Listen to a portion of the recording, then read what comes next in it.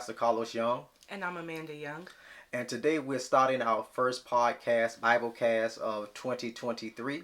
And it is our goal to offer you some biblical as well as practical advice and wisdom and interpretation during these podcasts this season. So today we're going to notice the book of Habakkuk as we come into this new year. And I believe here in the book of Habakkuk, the second chapter of Habakkuk, those of you who are here for Bible study and those of you who are here for some practical life applications, tools as well, I think in the beginning of this year that this book of Habakkuk, Amanda, will give us some insight on how we can navigate through this year. And so Habakkuk, the second chapter, verses 2 and 3 will be our focus point biblically for this podcast, but then we will come back and talk about some life applicable things that you can apply to your life. Then the Lord answered me and said, "Write the vision and make it plain on tablets, that he may run who reads it. For the vision is yet for an appointed time, but at the end it will speak, and it will not lie. Though it tarries, wait for it, because it will surely come. It will not tarry."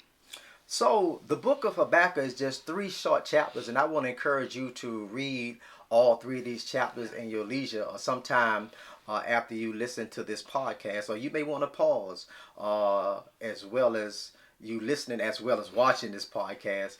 You may want to pause and read some of the text. But the purpose of and reason for the prophet writing this book is to offer hope. He's offering hope to people in a chaotic and dark time and period in history. And the prophet Habakkuk is the 8th of the 12 minor prophets in the Old Testament who speaks to God's people on God's behalf. And the prophet here is inviting the people to trust God, that God will remove the evil from the world. The prophet Habakkuk recounts the faithful deliverance of the Israel during their wilderness wandering and calls God's people to a renewed faith in God's provision. Just as in all spans of time, men and women of God have been trying to move people from a faith of perplexity, because faith can sometimes be perplexed or complex for some people, and they struggle with their faith. And I often tell people sometimes your faith may falter, but it will never fail. And when I say falter, it's because of our human frailties. It's because of all the stuff that runs through our mind, Amanda, right, that sometimes causes us to doubt whether or not what God is going to do. And sometimes we don't have to doubt. Oftentimes, and all the time, should I say, right, that we don't have to doubt what God is going to do. It all depends on what we're going to do. And sometimes God pushes us to the very brink for us to have that faith. So he's saying, I don't want you to have a lukewarm faith, but I want you to absolutely trust God to take care of you and to make things happen in all aspects of life. So where were we talking the other day, and you were basically talking about how everyone has like a New Year's resolution, but by halfway through the month, it's gone. So what was that quote talking about? Okay, between New Year's Eve and January the 1st to MLK Day, most of us have set aside our New Year's resolution. Right. Now, personally, I call them short-term lies. Yeah, that's what I call them, short-term lies. Yeah. And not only a lot of people who listening to us and watching us make short-term lies or lies. All of us do, because it's our intention. Right. It's our intentions to carry out our resolution. And so, me and Amanda, we was talking, and we said that the first thing we do when we set goals or resolutions for the new year is we start out by sabotaging ourselves. Basically, giving ourselves a way out. Yeah. So if you're going on a diet, the first thing you do is talk about what day? Cheat day. When you talk about financial planning and saving money, the first thing you think about is what I can buy. Yeah, or your splurge day. What day I can splurge? Yeah. And so it is our hope today that through this book of Habakkuk, where he talks about writing a vision down and making it plain, that we can impart a little bit of hope and a little bit of help for you today. Right. So when you first start out and you're trying to set those goals, you need to first make sure that it's believable. Yeah.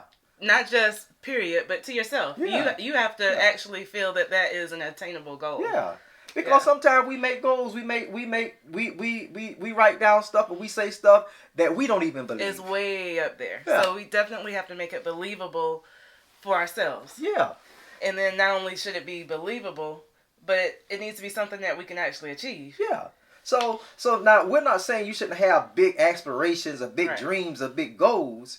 But they got to be believable. They got to be realistic. And then you might need to even set aside where you have short-term goals that are not believable and achievable in a short period of time, and then have long-term goals. Like you can't say, okay, this year I'm going to be a millionaire. Right. You definitely need to have a set-out plan of how that can be attained. It might not be this year, 2023. It might be, in the next 10 years, this is where I want to be. Right. So set maybe some short-term goals that you can easily obtain, and it kind of makes you feel like you've accomplished something, but also have those long-term goals that you can work towards. Absolutely correct. And also know that when you're setting goals, although they are believable and although they are achievable, you also have to know that they will be challenging. Yes. Everything presents a challenge. Everything presents a challenge. See, a lot of times we set goals, but we don't expect we want these hurdles that we perhaps may have to jump over. And life is not always 100% free from challenges. So note that when you set your goal, there's going to be some challenges. There's going to be some setbacks. There's going to be some times that you're going to have to circle around again. Yeah. But that's just a part of life. So when we look at this at this particular text of writing the vision, first of all, the prophet was crying out. He was lamenting. He was crying out to God that God would do something. And even in setting our goals, we cry out to God. We cry out to God because sometimes we feel like giving up. We feel like failures. Yeah. We feel like, why should I try? We feel like, what am I doing? And we feel like we want to throw in the towel. And so the prophet was crying out to God on behalf of the people that, God, these people are being captive. They're living under the pressures of their captives, and all this kind of stuff is going on. The mean, the evil, all kind of stuff, even like we see in today's world. Yes. If you look at the news, it's kind of the same thing. It's depressing sometimes. Very depressing. Yeah. And so the prophet is going to God, and as the prophet is going to God, just like you and I feel sometimes, we feel like sometimes when we pray that God is not listening. We feel like God is absent from hearing us, and God is not. God is not absent. God is absolutely listening to us.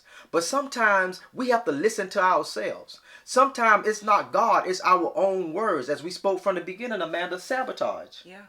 You looking for a cheat day. You looking for a splurge day. And God is saying, do you hear the words that are coming out your mouth? Do you see your action? You trying to get financially fit, but you can't stay out the stores. You can't stay off of Amazon. You can't stay off the internet. You can't stay out the mall. Look at your behavior. Huh? Right. You're trying to eat good, and everything you pass by is fried chicken and hamburgers, and the salad ain't so fulfilling. And or when you go to the gym and you have to stretch these muscles and work out and push the weight and run and do cardio, you like, man, I'm getting ladies worried about their hair. Some of us men, we just like, but you got to stick to it.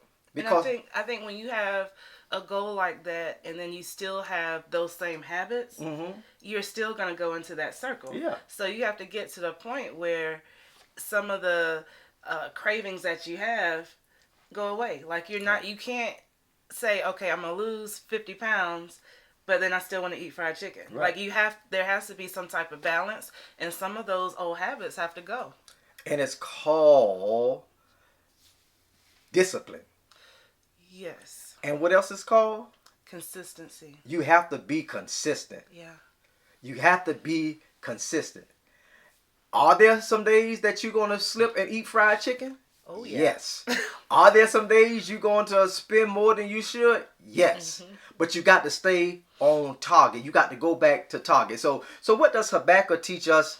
He teaches us this. He says, setting your goals must be clear. What you think? Yeah, it should, because you have to have it lined up and in order, and you have to know exactly what you're trying to obtain. Right. Yeah. See, up here is a mess.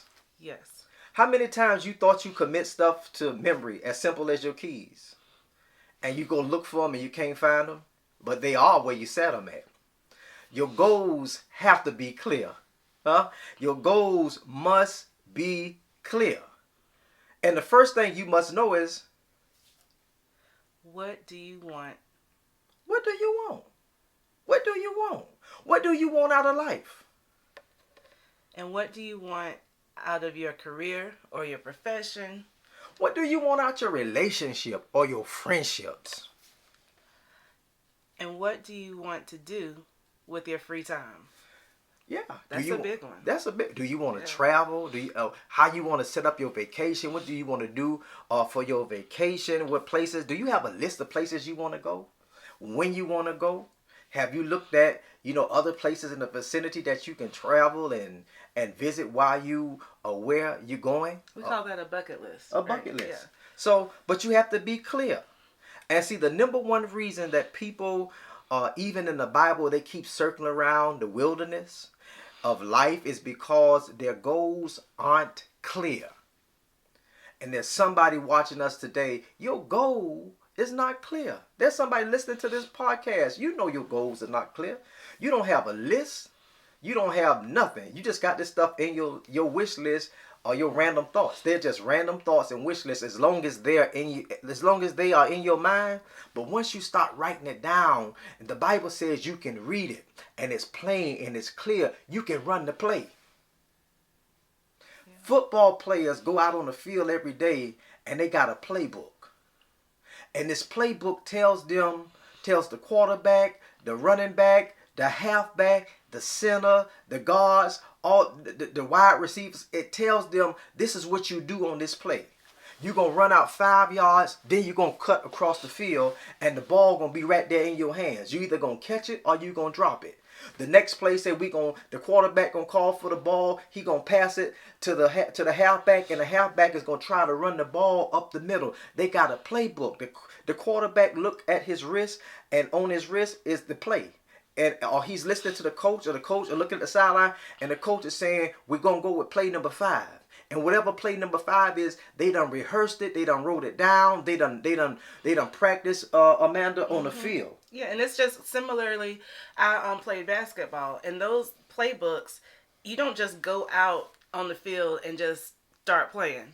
You study that. So that's another purpose for writing it and making it clear, so that you can go back to it. Right. So we had to study those plays so we knew it specifically. Okay, I go this way, I go that way, my teammate comes this way, so that when you do get out on the field, or when you do start trying to accomplish that goal, you know exactly what you're going for. You know exactly what you're going for. So now our challenge for you this week is to set clear goals. Sit down and start journaling out your goals. If you write it down, Amanda, you'll be more apt to do what? Accomplish it. Yeah. You can always refer back to the goal. Meal prep. Today I'm eating cabbage, steamed, baked chicken, and broccoli. For breakfast I'm having a smoothie. For snack I'm having carrots, apples, strawberries. And for dinner I'm going to have some jasmine rice, some broccoli, and some baked chicken. Is already planned out. That way, if it's written down, you can look at it, it's clear. And on that paper, on your tablet, in your journal, it doesn't say churches. It doesn't say Popeyes. It doesn't say McDonald's. It doesn't say Oreos or Lay's chips. Right. It tells you exactly what you have to eat in order to eat clean. It tells you to at least walk 30 minutes a day, or go to the gym and work out 30 minutes to an hour at least 3 or 4 times a week. And we're all guilty of having this stuff in our head. Mm-hmm. But once we write it down and we make it a part of our life, and it becomes a lifestyle change and not just a temporary thought or a temporary thing that we get excited about. Right. And that's where the consistency will come. That's where the consistency will come. And then you have to be willing to sacrifice. That's a hard one. That's a hard one. It's hard to sacrifice the fried foods. It's hard to sacrifice and not have the soda but have the water instead. Yeah, and that's something that has to come mentally too. Right. Yeah. It's a mental challenge. Yeah. As well as, you're sacrificing time. But either you can sacrifice, I see all the time where it says, okay, you can eat the fast food, but then you can also be versus being in good health and bad health. Right. Because that's a factor. You can go out and you can splurge, but that's the difference between being wealthy or financially fit or being in debt. Yeah. And financially miserable. There's some things you're going to have to sacrifice. And don't be afraid to take that risk. I think a lot of times we want to play it safe. Mm-hmm. But sometimes you got to step out a little bit and just not be afraid to go out on that limb. Yeah. She tricked me one time. Oh, yeah. With mashed potatoes. And it was actually cauliflower.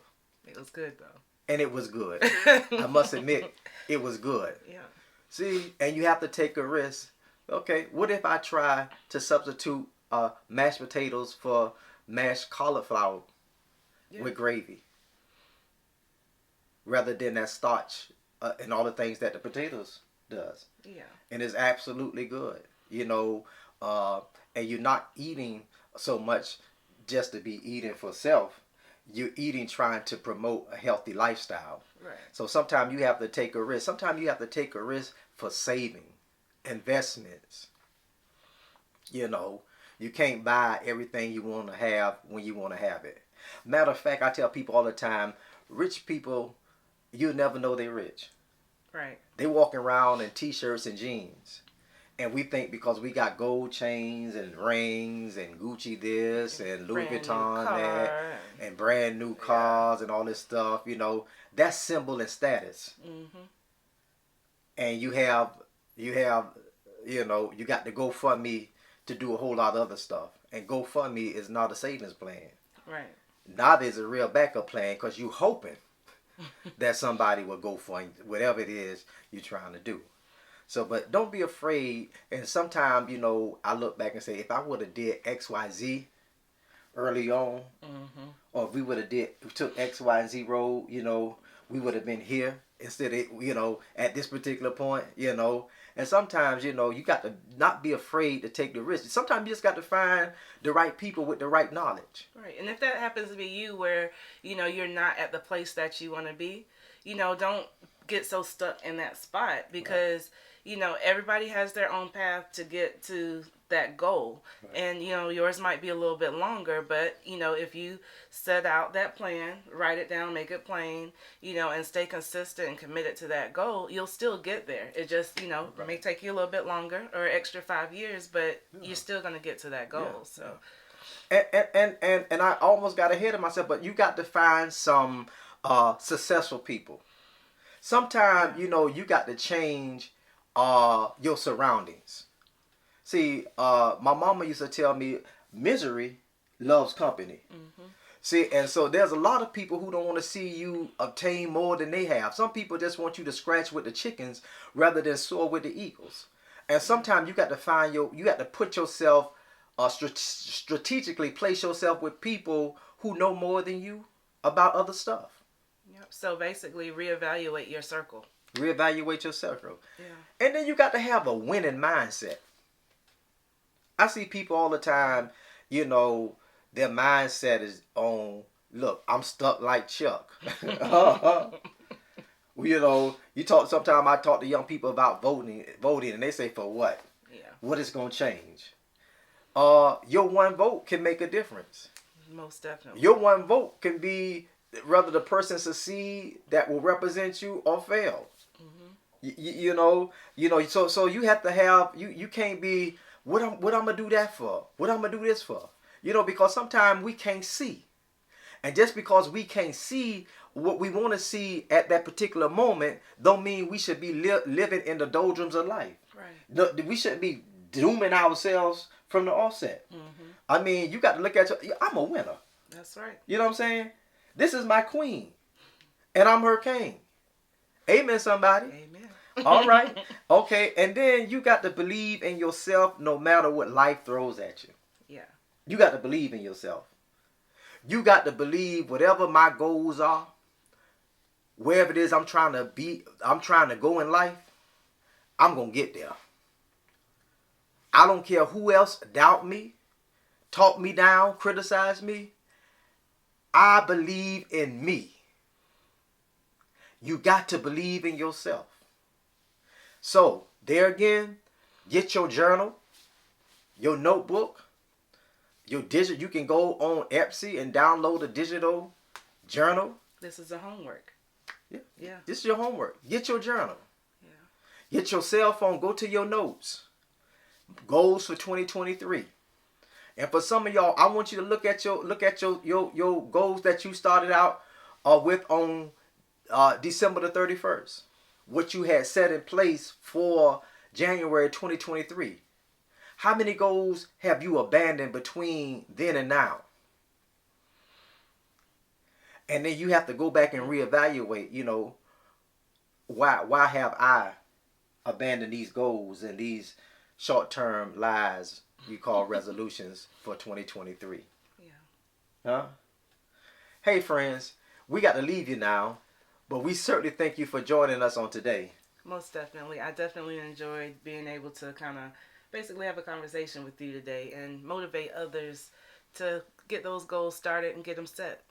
Yeah. So, if you enjoyed this on today, please let us know in the comments. Please like, share, and subscribe to this page, and we'll see you shortly back with another podcast.